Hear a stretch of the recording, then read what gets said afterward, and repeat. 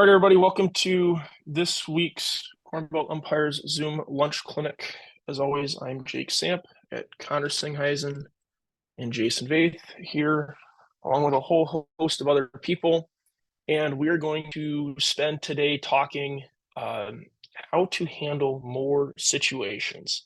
This week's going to look a little different than last week. We are pretty much just going to focus on doing some videos, and we'll kind of talk through some tips, tricks, and other things like that to kind of have in your toolkit as it would pertain to handling situations.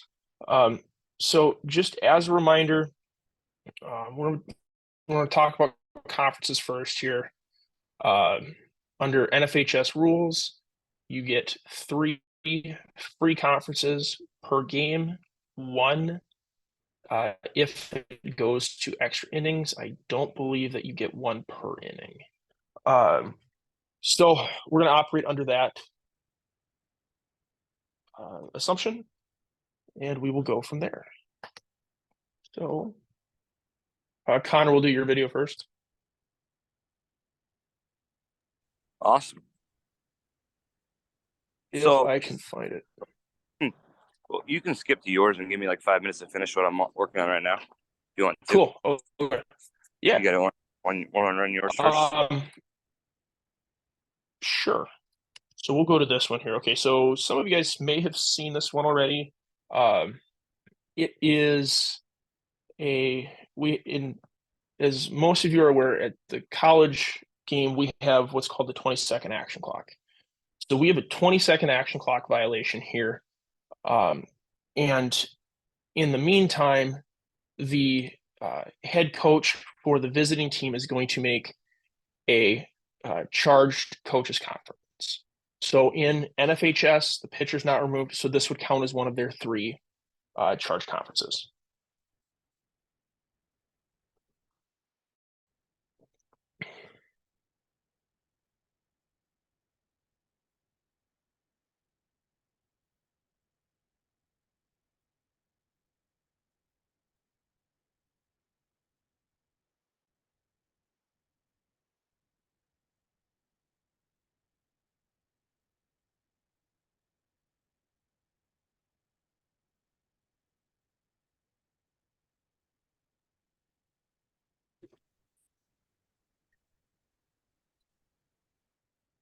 Everybody's video is super laggy. Yeah. Or is it just me? Okay. No, it's lagging. Okay. So hey, what I'm Jake, gonna do here quick. while you're doing that, what's up? It's Matt. Is that one thing that is in the Fed rule book is that there is a 20-second clock, but the problem is that there's not a definition on when it starts.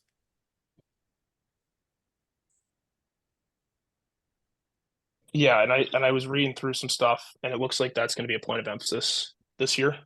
Give me 1 sec here. I'm going to try something different here quick.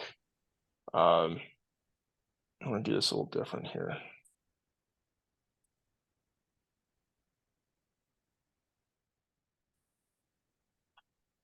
Hopefully this is, I'm running 2 separate computers here. So I will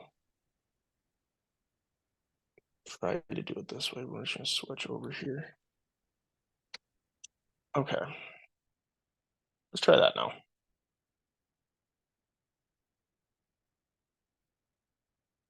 Oh, it's better than what it was. Okay, so we're going to have 20-second action violation here.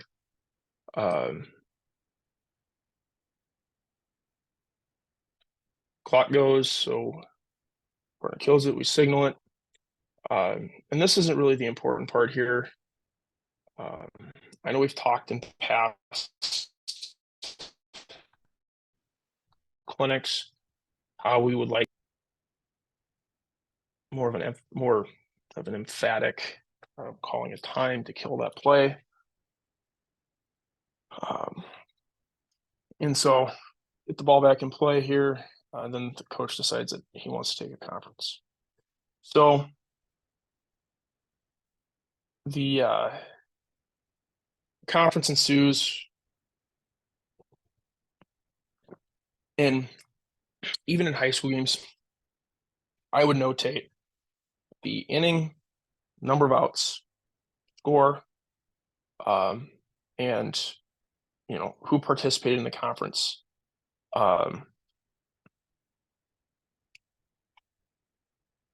So if there's ever an issue, so that way you can draw back on that. So right now we're coming out. It's very, very clear that we're not having a meaningful baseball discussion here. We're out here to, he's trying to draw me, and he actually was talking to the third base umpire there, and so he wants to feel heard. And we're talking. I told him that that's enough. He's been heard, and then we gave him his warning. So, a couple things with the actual breakup of a mound visit that we're going to talk about. So, when it is very clear that we're not there anymore to coach, we want to pause it here. We're going to always try to approach where we're seen. We don't ever want to approach from behind or where we would be, for lack of a better term, sneaking up on a coach. So being able to get into their line of sight, because one, that's going to communicate to them, hey, we got to wrap this up. You've been out here long enough. And so as I was walking out, I noticed he was facing more towards the first base side, which is why I went over the first base side. So I got into his line of sight, come around from the backside, and I basically just say, hey, we're done. Conference is over, and he wants to sit and talk about the call. I said, by rule, you cannot argue it. And he kept going. And eventually he says something there, and we gave him his warning. So the big takeaway from this play, I would say, is don't sneak up on coaches. Timing, as far as when do you go, that's important. I mean, I gave him about 10 or 15 seconds, which in my mind is plenty of time, especially when it became very obvious. I mean, I knew he wasn't out there for a specific purpose other than to engage my U3, simply because you're not going to sit and converse with U3 if you're out there to make a charge conference. Connor, are you ready? Yep, I'm ready whenever you are. I think Fantastic. I think we're going to talk about something kind of similar in the next clip. Yeah, Jake, I was just gonna talk. Jake, I was just gonna add. How we talk about using the tools in our toolkit there. I guess something that I use from a timing mechanism is I'll usually sweep the plate. That's what I'll use as a kind of help guide me to give that 10, 15 seconds like you're talking about there. Instead of just standing there, I'll sweep the plate, notate in my book what's going on, and then I'll walk out there. Jason, that's a great point. What I would also add, and I'd love to hear what both Connor and John do in this situation. But what I typically do, if it's a 2-umpire system, if I'm the plate umpire, as soon as that conference begins, I'm going to notate that. And I'm going to let my base umpire watch players. And then once I'm done notating it, I'll clean the plate off. And then by that point in time, we should be done. And then when I start headed out, then my partner would start notating it. If you're working in a 3-person system, this is definitely something to pregame. But what I would recommend and what I typically do is plate umpire in U1 would notate. And then U3 would observe the players. Connor, John, do you guys do anything different? I think I'm kind of on the same boat. make sure that everybody gets the conference written down at the end of the day. In high school, if the offense takes one, the defense can take one for free, and vice versa. So the defense can take a visit, and the offense can say, you know what, we're going to take one too, and go out free of charge, as long as they both concluded about the same time. And typically when that happens, if I'm the plate umpire, the moment I head out to break up the mound visit, I'm probably getting in the offensive coach's ear saying, hey guys, wrap it up. We're getting ready to go. And that way I've already put them on notice of, hey, I'm going out to break up the conference. So when I come back, they're not surprised. Because I'm going to go out, break up the mound visit, and I'm going to go immediately to them and put eyes on that offensive conference or defensive conference, vice versa, whatever the case may be, and make sure everybody's going at roughly the same time. And so that way we're not sneaking up on anybody in that regard. John, anything to add?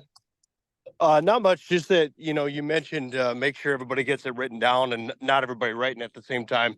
It's the same for two-person, right? Let the plate guy make the notes first, and then as he goes to break up the conference, start making notes with obviously keeping ears. But that's kind of what I use as a timing thing as well. I usually take the notes fairly slow on something like that to give them the time, just because I've used the plate brushing thing, but in today's world of turf fields, there's not a whole lot to brush off. So I'll just take my time, making notes on that, and that's what I use. Yeah, the only time I break my plate brush out on a turf field is if my partner's not in the right spot. And it's like, okay, you got to figure this out now. Like, I'm doing something that is out of the ordinary. Like, hopefully that's going to like jog your memory and be like, oh crap, I'm in the wrong spot. And nobody really knows what's going on. So, all right, Connor, here you go, buddy.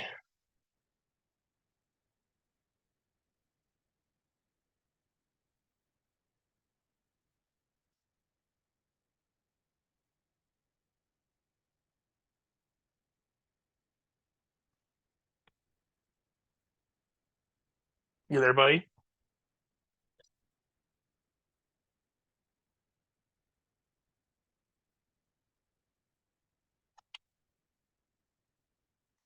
Shoot, sorry, you muted me. All right, so see if you can play this video with audio. You probably can't distinguish the words, but if we can hear the audio for a few seconds, we're going to have a few close pitches here that are balled. This is game 2 of a doubleheader, and it's two-person. So we're going to have a few pitches that are close. They're going to have chirps coming out of the dugout. At some point, our plate guy's going to turn and look into the dugout, basically acknowledging the fact that I hear you. And maybe he responds, maybe he doesn't. I don't remember exactly how this all transpired. But we're going to skip forward a little bit. We're going to walk this batter. We're down 2-0 in the second inning. And we're going to walk this batter. And the coach is going to take a mound visit. Now we have the bases, I believe, loaded after this walk. And we're going to take a mound visit. And it's all going to transpire kind of slow. So, Jake, you can skip forward a little bit if you want to where we come out for the mound visit. With pleasure. And so we're going to skip 30 seconds ahead. Yeah. I'm the base umpire on this, so you pause it right here. So you notice how he definitely goes out. First base side goes a little wide, walks around and gets in the field of vision of the head coach. And this is the head coach out there. This kid is a really good umpire. His first weekend series in the conference, and we get stuck on a two-person crew because of a location change and a date change from just a Sunday-Monday series. So he's going to walk out around and watch.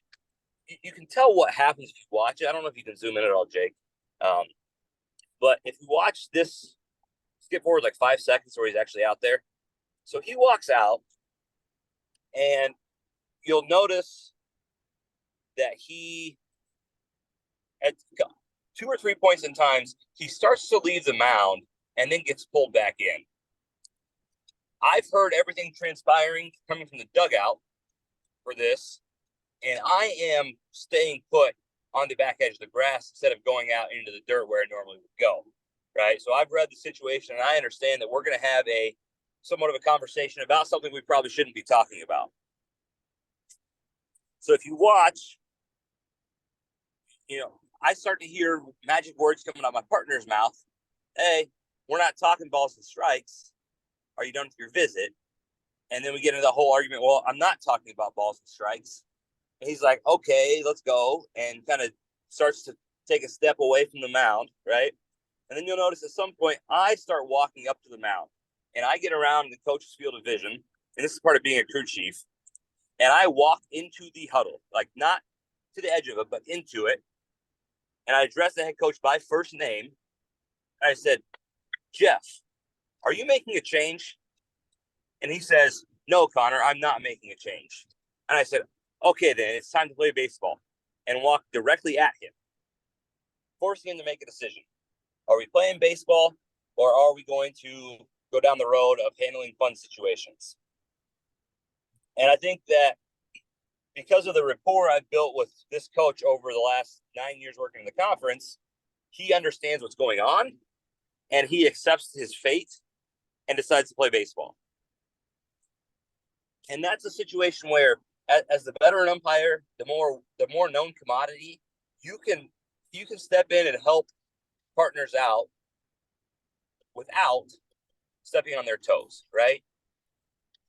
Younger umpire dealing with a coach who can be very, very intense, and they like to test umpires that they don't know.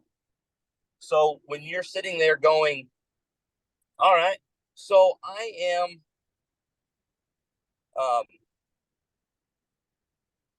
don't know if y'all know me very well, but I can be intense too. So when a coach is very intense and they're going to try to challenge a young umpire, as a more veteran umpire, it's your responsibility to find a way to prevent sticky situations by using your rapport with coaches to alleviate any issues. If anybody's going to eject this head coach in this situation, it probably needs to be me, being the 10-year veteran in the conference, the crew chief for the weekend, and the guy he knows. Because that means when I see him in 3 weeks down the road, he's not going to hate me because I ejected him, most likely. Whereas the new guy is going to get a bad rap immediately for ejecting your coach's first weekend. And that word's going to get around. But so do you have anything to add on that specific topic? Then I want to talk about breaking up mound visits. So, yeah, let's talk about positioning during conferences. So, and you highlighted this really, really well. But one thing that I see a lot of high school umpires do that it's not wrong, but there's a better way to do it. I see a lot of high school umpires go, and let's see here, we were R1, R2, so you're in middle C, and they're going to go about where you're at here. Okay. Which, that's fine. But as we saw in the last video, that head coach was clearly in a position where he could still engage with, frankly, the umpire that he's upset with. So what I like to do is I will go, I'm going to make this a little thicker if I can. I like to go out here if possible, because what I'm then doing is I'm forcing the coach, like if he wants to engage with me as the base umpire, he has to yell. Which, is obviously not a good look for that coach.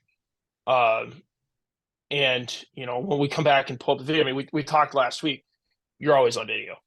It doesn't matter who it is, there's a camera in the stands, I promise. And so if we understand that we're on video, and now you see a coach that is physically yelling, I mean, you can tell when someone's having a conversation versus just yelling on video. I mean, you're standing in the outfield. You're trying to avoid that situation completely. Connor does the right thing. I mean, he senses what's going on, so he sticks around where he's at here. and that's in the context of the situation, that's 100% appropriate. But when we have, sometimes I see guys that, they'll stand like here as they're pulling a pitcher. Well, cool. Now what I've just done is I've put myself, and I'm a target now to go and get yelled at because I'm wearing a black polo and the pitcher's upset because he thinks my partner squeezed him. And now I get to take that situation, and now I have to go and deal with that situation. Or I can just, from a preventative umpiring standpoint, I can go to the outfield here. Does that make sense?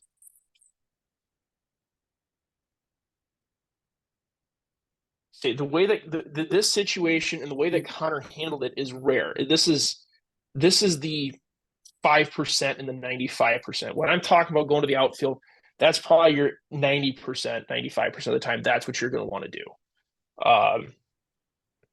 I think we had a question.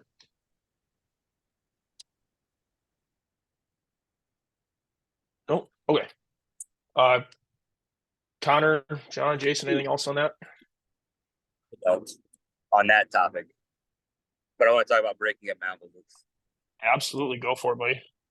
Cool. So can you go to the point where he starts to go out to the mound visit and play that clip of him walking up there?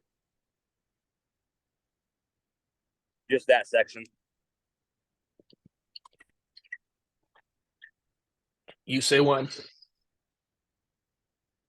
So it's kind of glitchy, but we as umpires need to walk with a purpose and not mosey out there, right?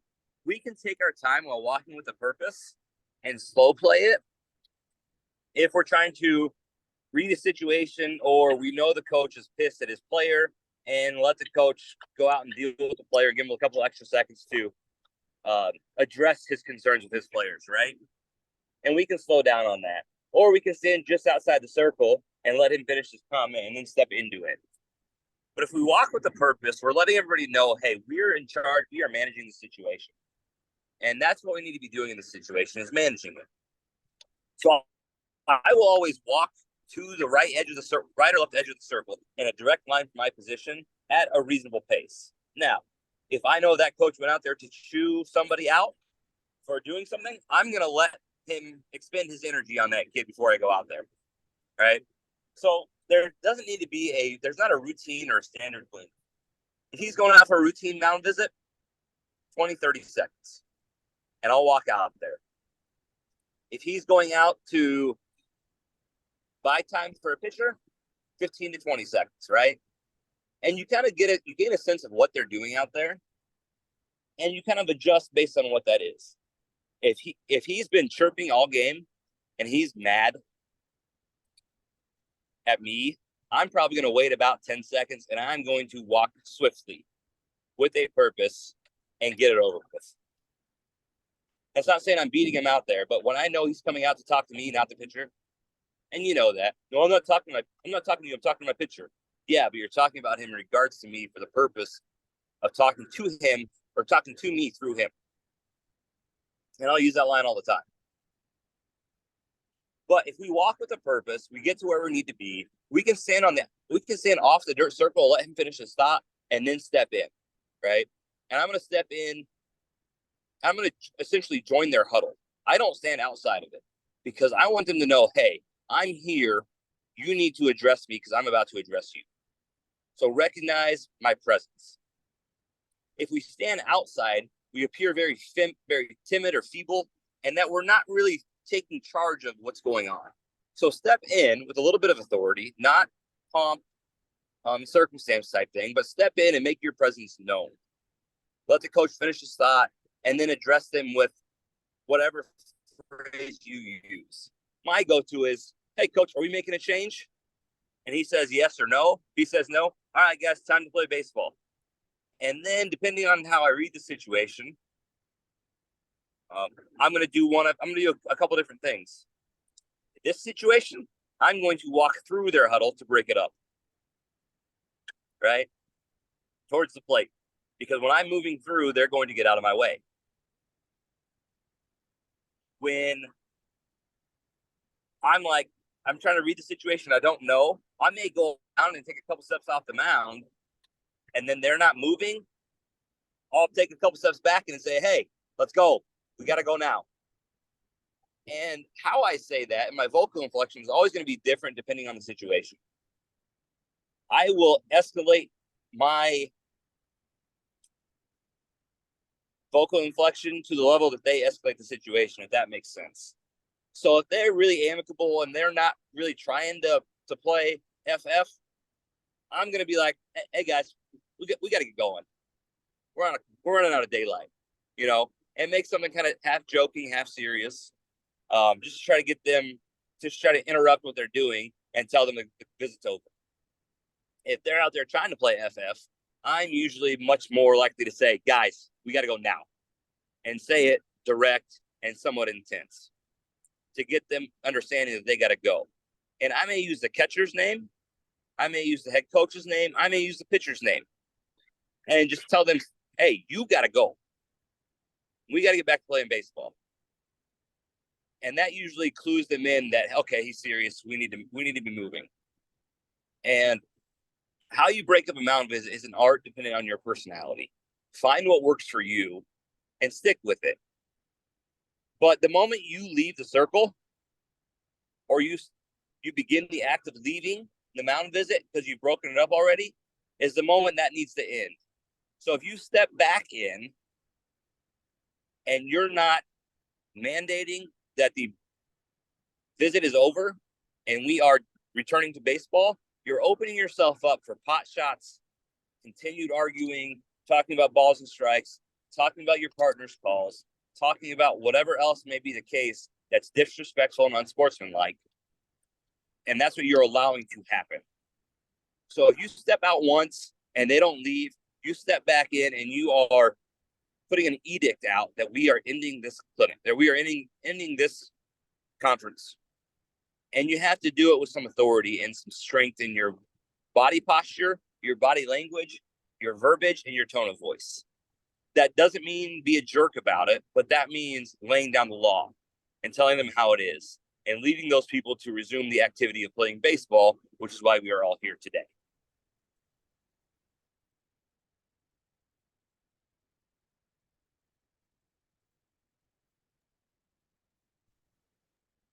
And Dan, feel free to jump in on anything that you might do a little differently than I do, but no, it's the same. And it really does have to be a part of your personality, and it's part of your presentation at the plate meeting. It's part of how you just address the field.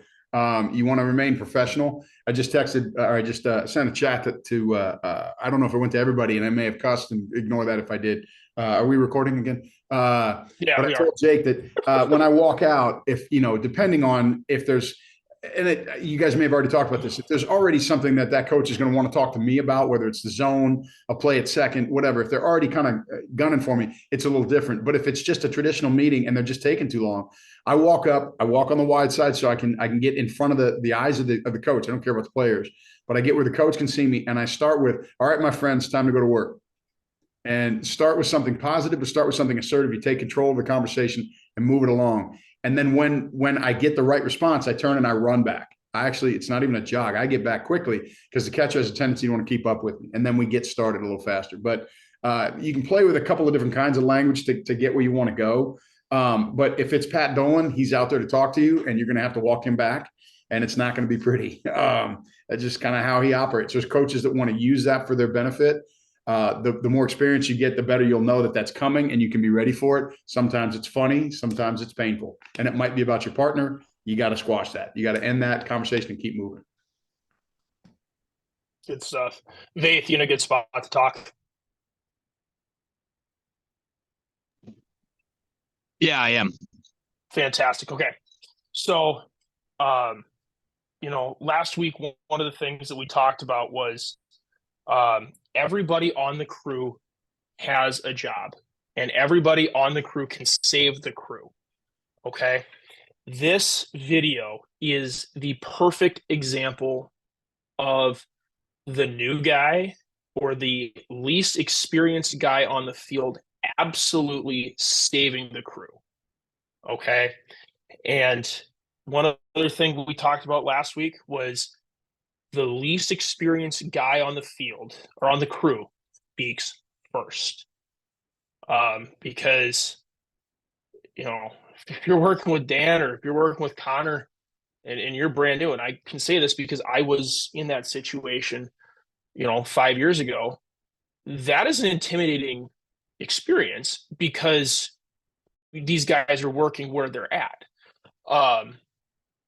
And so, but to be able to speak first, you reduce the anxiety intimidation factor, if you want to call it that.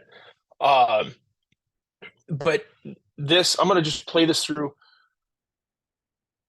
I swear, Vaith, you are the king of batter interference, because that's like 90% of the stuff I have for you here. So we're using official baseball rules, and we're not really going to talk about the rule here as much, just because we're specifically talking about handling situations here. So we get a very lovely replay here. Our plate umpire points fair. Our wonderful U3 sees what's going on here, who is the least experienced guy on the crew as far as years, but as far as level, he has the highest level experience. So, Jason, I'm going to kind of let you just sort of start talking here and tell me what you saw, and we'll go from there. Yeah. So, I mean, as you guys saw the play here a few times through, I obviously saw that we had some sort of activity in front of home plate that did not look as to be a natural movement in the game of baseball here. And home plate umpire points fair. First base umpire signals safe as they continue to play out the play. And they were just going to kind of keep going. So as Jake said, I'm at least 20 years younger than both these other two guys I'm working with right here. They could both be my dad. But I called the crew together, and as you can see, I kind of sprinted across the diamond there to get to the meeting, and we talked through it. So as Jake said, I am the youngest guy, but I do actually have worked the highest level out of us three. So I offered it to them right away. I came in, I called the meeting, and I said, asked the home plate guy, I said, hey, what did you have on that? And he tells me, well, I had a tangle untangle, and it wasn't intentional, so we got nothing. We just got a fair ball we're going to play through. And I asked So Jason, hang on. Ahead. Before you go forward here, the reason that you got together from a crew consultation, getting the call right, just think Appendix E for college. What was the reason that you got together?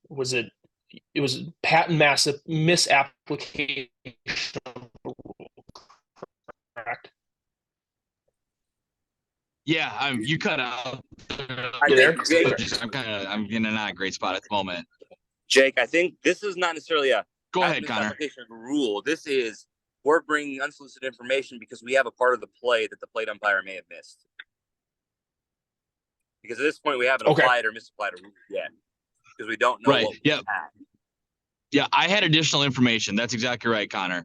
So I called together, and that's why I asked the home plate guy right away what he's got. And he told me that what he had was nothing. I asked U1, and he said, well, from my angle, I agree with him.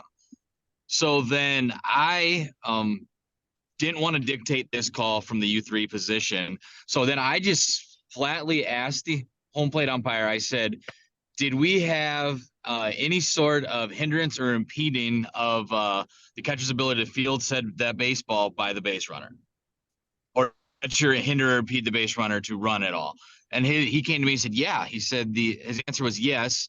The batter did impede the catcher's ability to field that baseball. So then it was easy enough. We talked him through. We talked through it. Then I didn't dictate what we had to come to here. I just said, all right. So then if we have that, we can't just have it play. We have to have either obstruction or interference. And we talked through it, and we got it right. But the big thing I wanted to take away here was it's okay if you have information, I mean, and you know with 100% certainty that you have the information that somebody else doesn't. Get the crew together. It doesn't matter if it's your first game in that level or your 1,000th game in that level. Let's get together and then make sure that like I said, the least experienced guys talk first, which is what we did. And then when we broke, I did dictate how this was going to go. I told them that I let the home plate umpire and U1 go talk to the head coach is actually in the first base dugout or in the first base coach's box for some reason. So I let them go talk to them because they were the team that was negatively impacted by the play. And I went over and talked to the third base coach. Again, because it only negatively impacts one team here. I went over and talked to him. I have some sort of rapport with him. So I went and talked to him to explain to him why we had what we had. But before we did that, I did forget to mention, I made the home plate umpire. When we broke the huddle, he was the one who had a signal. He had to make the signal and make the call. It was his call. He's the calling umpire. I'm not going to call that as the U3. So home plate umpire signal what we had. And then I let those two guys go and talk to the first base coach. I went and talked to the third base coach. If I could jump in here, there's one aspect for guys that may not necessarily know how town ball works. Normally, you would never have the affected player included in the conversation, but for town ball, they're all equals. A lot of times he's an assistant coach, that kind of thing. So this isn't as unusual as it might look. It's tricky because it's much more likely to get out of hand when that guy starts yelling about what he did or didn't do, and you don't care about that. You're just announcing to the team. At the college level, we probably want an umpire to go over and talk to the affected coach before we signal. So that's something that you don't do it every time. I think it's unique to the circumstance. But if it's an unusual play, you might want to go and let them know we're about to flip this, and then get their at least acknowledgement of why you're doing it. They may not agree, but get an acknowledgement of why before you indicate with that signal. On this play, there's no question. There's a reason that Vaith got everybody together, and it's clearly to get it right. And so there's no mystery. So going over and talking to Krupa here, and it makes me think about isn't it? There's a video game I can't think of where there's a Krupa, but anyway, and it is a little like an Oompa Loompa. But anyway, I would keep him under control. Anyway, I think it's pretty well handled, Mr. Vaith. Looks like he took some charge here. So Dan, I got a couple questions here for you on this. Because I see the 2-on-1 here, and obviously that's not something we like. Since Jason was the umpire that came unsolicited with the additional information, right, should he stay with the plate umpire to explain to the affected team? Let's play this out as if it's me, Jake, and Vaith on a game. And Vaith, in the same context, we've got as highly experienced but newer to this group of teams. So that let's say we're doing a Summit League game, a Summit Conference, and Vaith comes in and he's the one that has the flip. I can tell you that in a situation for that same conference, what you want is the crew chief and the changing umpire, the umpire that made the change, to be the ones that go over and talk to the coach who's affected. And you leave the sort of, in this case, it'd be umpire one. Umpire one had information, but he didn't get the call right in time. So you leave umpire one as the sort of policeman to keep an eye on the field. So if we are going to have two umpires go and talk to the affected coach, that would be right. You'd have the flipping umpire, and the crew chief would be the one. And in this case, if there's no crew chief announced, it's the plate guy. So those two would go over and talk to the coach. But like I said, town balls, it's just a different animal. It's informal to a point. Mm-hmm. So it's kind of okay. But what you really want to have here, everybody that's on this Zoom should understand, no matter what, umpire one's got to be close enough to have his ears on this. Because if it starts to get MFing, if it starts to get ugly, you want to get in there quickly. If he's over, and the way Vaith described it, you got two coaches that are worthy of this conversation. I understand what he means. There are some good dudes that'll help us with interference. They'll be good guys. So it's a good idea to go over there and get the third base coach involved. And they handle this like almost every town ball situation. He's not happy. He's not going to tie it up. This is summer ball. So it ends well. What you really want to have with the object lesson here is, as a plate guy, maybe back up a little bit, maybe open up your perspective before you come up and hammer that thing fair. It's fair. There's no question it's fair. It's also dead. We got to be able to umpire this right. You want to try to get it right in live time. And you've absolutely got a perfect look at this. You got a great look. And if your partner ends up with a fair live ball, you can come up and kill it. You can come in hot. That is the way to gain the credibility. That's what you'll hear from Scott Taylor, from John Brower, from all the guys above us. Get it right and get it on time. You don't have these conversations. But what Vaith did, and now as we're getting ready to go back to work, Vaith, what the hell are you doing? You got 9 guys around you out here. Are you guys? Are you trading playing cards? Are you getting beers lined up? Try to just have that conversation quickly and get his butt back in the box so you can go to work. Vaith, you owe us all $3. All right. I'll make sure we schedule a clinic, and we'll make sure that he will pay his fines. I promise. I like sour beer. Same. So the only thing that I would add in that situation, let's bring this into a high school or a Legion game. We're talking 2 umpires here. I want the non-call or the flipping umpire. Well, I guess it doesn't. I mean, you either have the flipping umpire that's going to take the coach, or they're going to take the player. But at the high school level, we should not have this 2-on-1 conversation. Yep. And so it's something to pregame. And it is okay to stop a conversation with a coach if your partner has ears, and you can say, "Hey, Dan, can you talk to him quick for me?" Yep. And I'll finish talking to the coach. That's good crew communication. Yeah. And yeah, that's about what I have to say, Connor. Or So yeah. So in that situation, if I'm the calling umpire that's changing my call, and I have to talk to the coach in the vicinity of the player that's upset, or a player that's upset, or an assistant coach that's upset, I'm probably going to tell that coach, I'm not giving you any information until he leaves. Yeah, that's right. If they're continually right behind him, chirping and trying to join in the conversation, hey, Dan, he's got to go back to the dugout or go back to his position before we can talk. I'm not going to talk over the top of him. I can only listen to one person at a time. This is a conversation for us, not him. And Connor, that tracks completely with, guys, got to remember, even at the high school level, it's absolutely vital. If you're going to go talk to your partner, turn to the coach who's coming out to beef and who's got some information. Tell him, go back to their location and don't come out no matter what happens. Don't come out. I'll come talk to you if I need to, but don't come out. Assert control immediately, assert control continuously, and hang on to it because it matters. Okay. When that player just sort of hangs around, Vaith, I would have told that guy before when I got the crew together, I just said, all players back to your positions. Okay. That kid should be standing at first base thinking he's got a successful swinging bunt. He should be at first base and not in that conversation. It's a good habit to get into. Okay. Town ball is different. I get it. And you guys ended up handling it a little differently, and that's fine. But the mechanic for high school, the mechanic for college, or any 2-man situation, or a Legion game especially, because Legion, they feel like town ball, right? They want to be big. They want to be adults. Don't let them. One of the most important things they can do is walk to where they're supposed to be, stay in their station, stay in their lane, communicate when asked, that kind of thing. Get in the habit of it and be friendly, be smiling, but be assertive. And Connor's right. I'm not having this conversation until he's out of here. And when he comes back out, it could be a problem. So get the coach on your side on that. They understand that. They're probably just as frustrated with that clown as you are. But make as many advocates for yourself, make as many friends as you can in these limited windows. And like I said, if you're going to be getting together, direct everybody get someplace else. They don't need to be in that conversation. That's got to be private. And if that runner is going to be out, and I'm the base umpire or the umpire not changing that call, there's every good chance I may go to that player if he's kind of popping off, or if I want to prevent something from happening and he's the only one that's going to do anything about this. I may go over to him and say, hey, listen, you're not going to like this, but you're going to be out. I'm not going to explain it to you now, but come back between innings and I'll get you an explanation. Exactly right. You're going to be out and I need you to return to the dugout, please. Yep. And I will say, please. Or will you please return to the dugout? You're going to be out. And they may pop off and get frustrated and tell you what they think. But as long as they return to the dugout and they're not F-bombing you or MFing you as they're going to the dugout, let them vent a little bit within reason, right? This is a altering play in the game, and we're changing a call that they don't agree with.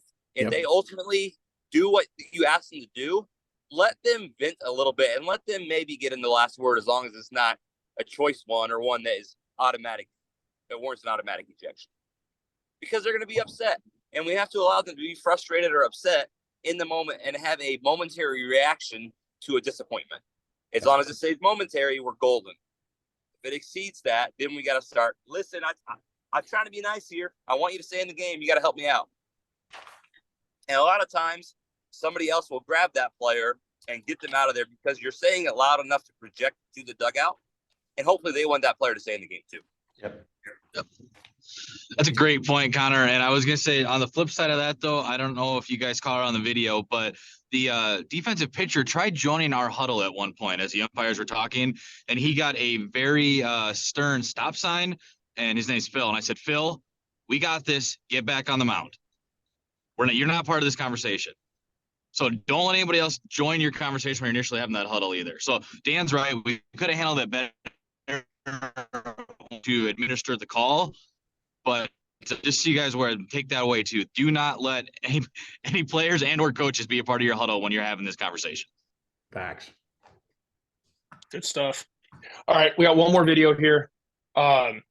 And I'm going to preface this. I should have put this disclaimer out beforehand, but we use these videos to educate. We're not here to bag on umpires. This is a video that when I saw this, I was quite frustrated.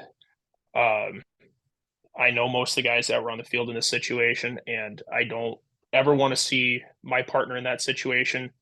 And there's a lot of things that we can do and learn from this situation as to how we can help protect our partner in this situation. So I put that disclaimer out here. So we got a strike 3 hit by pitch issue here. So brings him up on strike 3. And I'm going to fast forward here a little bit because you don't really get much. There's not argument here yet. So the manager's down, the batter's down, they're arguing. And at this point in time, or one of our umpires here is just casually walking around. And we got the on deck hitter starting to come here. And now we got another guy. We have 4 baseball players, coaches, whatever, against one umpire. This should never happen. And it keeps going. And there, now this guy's gone into the dugout, grabbed his glove, and he comes back out and re-engages him. And I will applaud the coach. At least he's trying to get his players out there. But as umpires, we can come down here and we can establish a presence and try to move and direct players to their dugout, to their proper position, and explain, hey, your coach is going to get your manager, your coach, whatever, is going to get an explanation. They will explain it to you. Okay, I get you're frustrated, but I can't have you talking to my partner.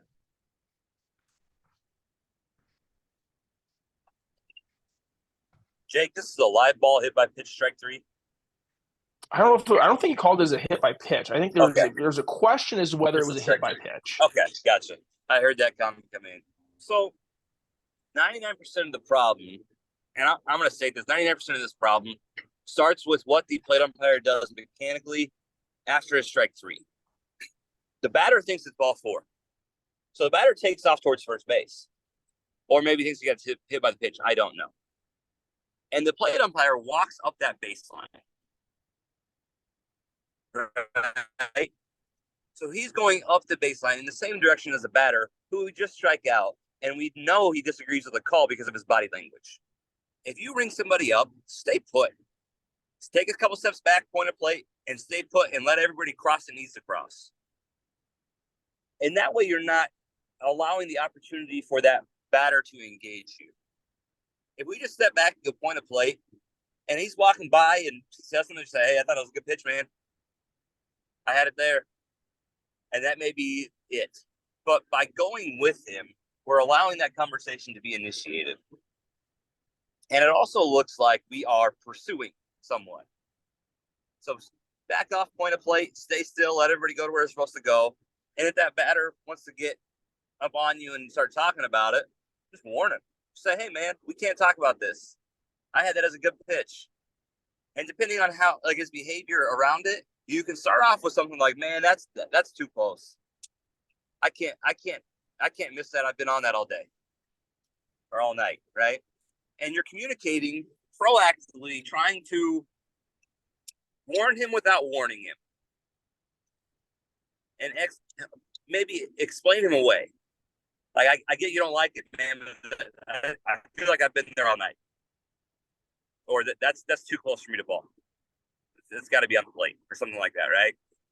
But make him engage you and make it look like you're being engaged.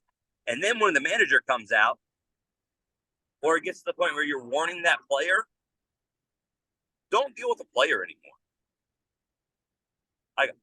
I'll be honest, at amateur, legion, high school baseball, I'm very quick to shut players down and shut them out.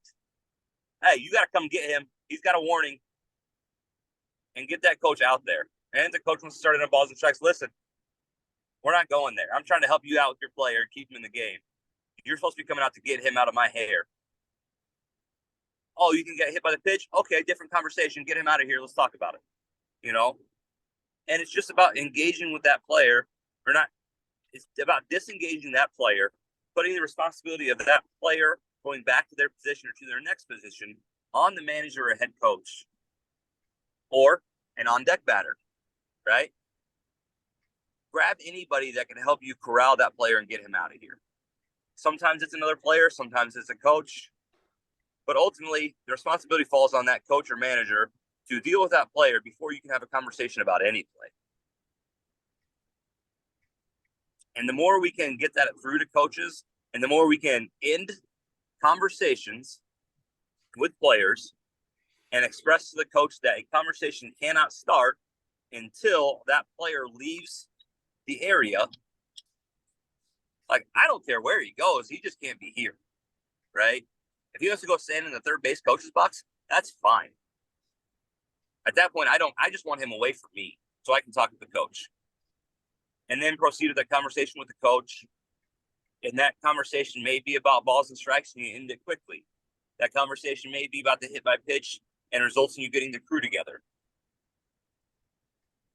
But ultimately, we have to disengage with players, engage with coaches, let them know that they're accountable for their players, and let them work for you and lead them to do something they probably don't want to do when 99% of the time they're in a leadership position and they don't want to be led by somebody else. And that's what separates umpires and gets them to go from a 50% umpire to an 80% umpire to a 3% umpire.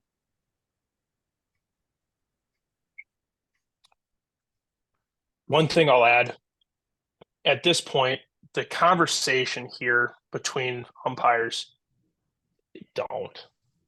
That's the optics of it is we're looking for justification that we got that pitch right or that we got that call right.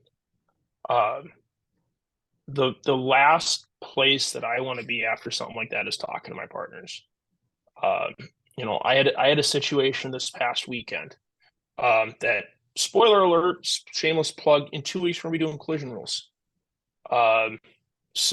But we've got what we needed done, and then everybody went their separate ways. We talked about it after the game, but we don't get together during the game. Dan, you got anything here? Shameless plug. My mentee got the call dead right on the one that we're going to be looking at. And the one thing I want to say, and Connor knows this, we've talked about this, he and I together. When something happens like in this play that is weird, you better umpire weird. You got to come up big. You got to acknowledge that there's something unusual that happened. What I would do is come up hot and say, time, that hit him. It's in the zone. He's out. And if I'm real clear and real loud, 98% of that crap that just came on us, it's out of there. They're done. They might disagree. They might want to come tell me I got it wrong. I'll put you down as a no, pal. I don't care. But everything that happened here is because he didn't acknowledge what was unusual. I had a guy yesterday. He's relatively new to college. He wants to get to a high level. He had a swinging strike 3 caught or not caught. He didn't do anything. I literally wrote him 3 pages in an evaluation talking about how that will reverberate through the course of the game. He's lost credibility. You've got to call everything, particularly stuff that is unusual or has 2 or 3 components to it. You got to be seen to call it. If you want to go talk to your partners and make sure you got it right, that's the time to do that. It's right after you made the call. Jake is dead right. To be talking between halves with the affected runner still standing at first base when he's really on defense, it's too late for that. It's crazy. So what you're doing is the rodeo is getting away from you. You're losing control. Call it loud, call it right, be demonstrative. And we teach umpires, often wrong, never in doubt. Don't, and by following guys up the line like this, that looks like doubt. That looks like concern. Don't let that happen. Get that out of your game before you start. Pre-game that. Make sure your partners know, I'm going to call it loud. I'm going to call it assertively. I'm going to stay in my spot, and then we'll deal with it. Good stuff. Any other questions on situation handling? I know we talked about a lot of different topics. No, but you're right, Jake. I just wanted to preface in there again that, yeah, I wasn't trying to throw anybody under the bus when I was talking through my video. There's plenty of things I've done wrong and been on video and not on video. So yeah, that was not at all the point there. It was just how to properly to handle that. So good point. We should put the disclaimer in right away before the video started. So. No, it's all good. So I'm gonna shut the recording off here. And if anybody has any questions, feel free to stick around. I'll be around for a few